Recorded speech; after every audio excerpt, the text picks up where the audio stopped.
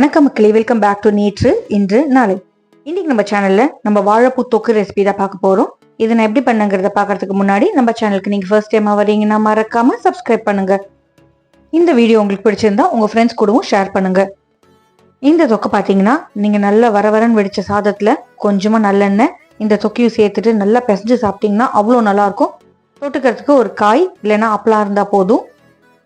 சாதம் மட்டும் இல்லைங்க, இட்லி தோசை கூடவும் இந்த தொக்கு ரொம்பவே நல்லா இருக்கும்.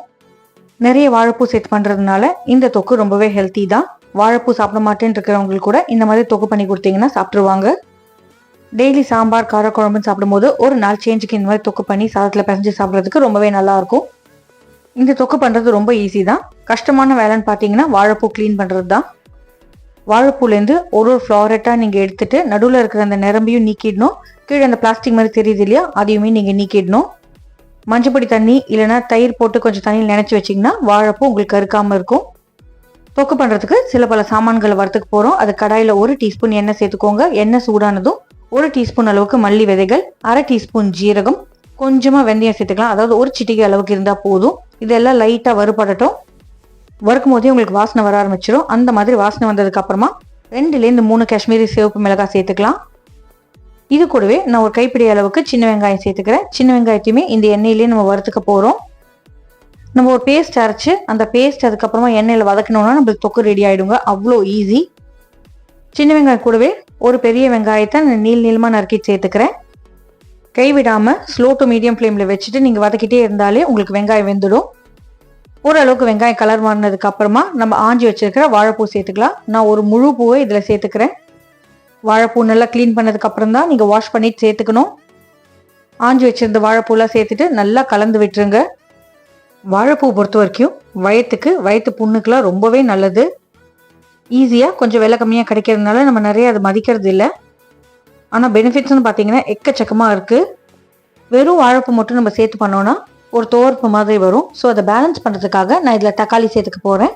2 பெரிய சைஸ் தக்காளியை நீளமாக ஸ்லைஸ் பண்ணிட்டு சேர்த்துருக்கேன். சாப்பிட்றதுக்கு நல்லா புளிப்பாக நல்லா இருக்கணுங்கிறதுக்காக நம்ம புளி சேர்த்துக்கலாம். நான் ஒரு சின்ன நெல்லிக்காய் அளவுக்கு புளியை ஏற்கனவே தண்ணியில் ஊற போட்டு வச்சுருக்கேங்க. அந்த தண்ணியோட நம்ம புளியை சேர்த்துட்டு மூடி போட்டு வேக வச்சுக்கலாம். வாழைப்பூ நல்லா குழையிற பதத்துக்கு வேகிற வரைக்கும் நம்ம அப்படியே மூடி போட்டு விட்டுடலாம். அப்பப்போ திறந்து தண்ணி இருக்கான்னு மட்டும் செக் பண்ணிக்கோங்க. தண்ணி இல்லைன்னா கொஞ்சமாக தண்ணி சேர்த்துக்கோங்க. ஒரு பூ எடுத்து நீங்கள் நசுக்கி பார்த்தாலே தெரியும் பூ வெந்துருத்தா இல்லையான்னு. சாஃப்டாக அப்படியே குழஞ்சி போச்சுன்னா பூ வெந்துருத்துன்னு அர்த்தம். அந்த மாதிரி வரும்போது நீங்கள் அடுப்பை ஆஃப் பண்ணிவிட்டு ஆற விட்டுக்கலாம்.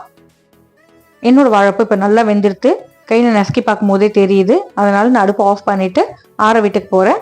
ஆறதுக்கு முன்னாடியே நான் கொஞ்சமாக இதில் உப்பு சேர்த்துக்கிறேன். நல்லா ஆறுனதுக்கு அப்புறமா இது ஒரு மிக்சி ஜாருக்கு மாற்றிக்கோங்க. சூடாக அரைச்சிடாதீங்க, வெளியிலலாம் ஸ்ப்ளாஷ் ஆகும். அதனால தான் ஆற வச்சு அரைச்சிக்கிறோம். நீங்கள் அரைக்கும் போது உங்களுக்கு அரைப்படலைன்னா தேவைப்பட்டால் கொஞ்சமாக தண்ணி சேர்த்து கூட நீங்கள் அரைச்சிக்கலாம். எவ்வளோ நைஸாக அரைக்க முடியுமோ அவ்வளோ நைஸாக அரைச்சிக்கோங்க. இப்போ அரைச்சி விழுது இருக்கட்டும். அதே கடாயில் நான் ஒரு 2லேருந்து 3 டேபிள் ஸ்பூன் நல்லெண்ணெய் சேர்த்துக்கிறேன். நல்லெண்ணெய் சேர்த்து பண்ணும்போது நல்லாவே வாசனையாக இருக்கும். எண்ணெய் சூடானதும் 1 டீஸ்பூன் கடுகு, 1/2 டீஸ்பூன் அளவுக்கு பெருங்காய பொடி சேர்த்துக்கலாம். காரத்துக்கு பார்த்தீங்கன்னா நான் 2 காஷ்மீரி மிளகாய் தான் சேர்த்தேன். இப்போ காரம் ஜாஸ்தி பண்ணுறதுக்கும் ப்ளஸ் நல்ல ஒரு கலர் கிடைக்கிறதுக்கும் இந்த எண்ணெயிலேயே 1 டேபிள் ஸ்பூன் அளவுக்கு மிளகாய் பொடி சேர்த்துக்கலாம். இந்த மாதிரி எண்ணெயில் சேர்க்கும் போது நம்மளுக்கு நல்ல ஒரு பிரைட் ஆரஞ்சு கிடைக்கும், ரோஸ்டட் ஃப்ளேவரும் கிடைக்கும். சூட்டில் பார்த்தீங்கன்னா மிளகாய் பொடி கருகிடும். அதனால டக்குன்னு அரைச்ச விழுத சேர்த்துருங்க. மிளகாய் பொடி சேர்த்துட்டு 1 to 2 செகண்ட்ஸ் தான் எண்ணெயில் இருக்கணும். அரைச்ச வாழைப்பூ விழுத சேர்த்ததுக்கு அப்புறமா நீங்கள் நல்லா கலந்து விட்டுருங்க. எண்ணெய்லாம் அந்த விழுதுக்குள்ளே போகணும். ஸ்லோ ஃப்ளேமில் வச்சுட்டு மூடி போட்டு அப்படியே விட்டுருங்க. நல்லா கொதிச்சு புளியோட பச்சை வாசனை எல்லாம் போய் உங்களுக்கு எண்ணெய் பிரிஞ்சு மேலே வரும். அது வரைக்கும் நீங்கள் கொதிக்க விட்டுக்கணும். அப்பப்போ அடிப்பிடிக்காமல் இருக்க நீங்கள் கிளறி விட்டுட்டே இருங்க. இல்லைன்னா தொக்கு பேஸில் ஒட்டி கருகிடும். நல்லா பச்சை வாசனைலாம் போய் எண்ணெய் மிதக்க ஆரம்பித்த உடனே நீங்கள் தேவைப்பட்டால் மேலே கொஞ்சமாக எண்ணெய் சேர்த்துக்கலாம். டேஸ்ட்டை பேலன்ஸ் பண்ணுறதுக்கு 1 டீஸ்பூன் அளவுக்கு ப்ரௌன் சுகர் இல்லைன்னா வெல்லம் சேர்த்துக்கோங்க. வெல்லம் அதே மாதிரி உங்களுக்கு புளிப்பு, இனிப்பு, காரம் எல்லாத்தையுமே பேலன்ஸ் பண்ணி கொடுக்கும். ப்ளஸ் உங்களுக்கு நல்ல கலரும் கொடுக்கும். மிக்ஸ் பண்ணி விட்டுட்டா சூடான வாழைப்பூ தொக்கு ரெடிங்க. இதை நீங்கள் சட்னி மாதிரியும் சாப்பிடலாம், தொகையல் மாதிரியும் சாப்பிடலாம், தொக்கு மாதிரியும் சாப்பிடலாம். சொல்லலைன்னா வாழைப்பூ தொக்குன்னு யாராலையும் கண்டிப்பாக கண்டுபிடிக்க முடியாதுங்க. அவ்வளோ டேஸ்டியாக இருக்கும். பூண்டு பிடிச்சவங்க பூண்டு வேணாலும் சேர்த்துக்கோங்க. நான் இன்னைக்கு பூண்டு சேர்க்கலை. இந்த ரெசிபி உங்களுக்கு பிடிச்சிருந்தா உங்கள் வீட்டில் ட்ரை பண்ணி பாருங்கள். ட்ரை பண்ணி பார்த்துட்டு எப்படி வந்ததுங்கிறத மறக்காமல் கமெண்ட்ஸில் சொல்லுங்கள். நம்ம சேனலுக்கு நீங்கள் ஃபர்ஸ்ட் டைமாக வரீங்கன்னா லைக் பண்ணுங்கள், ஷேர் பண்ணுங்கள், மறக்காமல் சப்ஸ்கிரைப் பண்ணுங்கள். இன்னொரு நல்ல வீடியோட உங்களை நாளைக்கு சந்திக்கிறேன். தேங்க்ஸ் ஃபார் வாட்சிங்.